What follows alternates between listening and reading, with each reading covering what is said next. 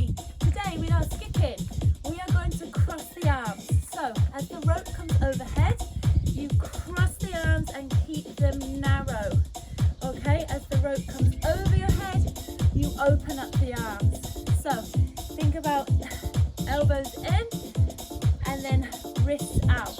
Okay, so it's from here to here. Okay,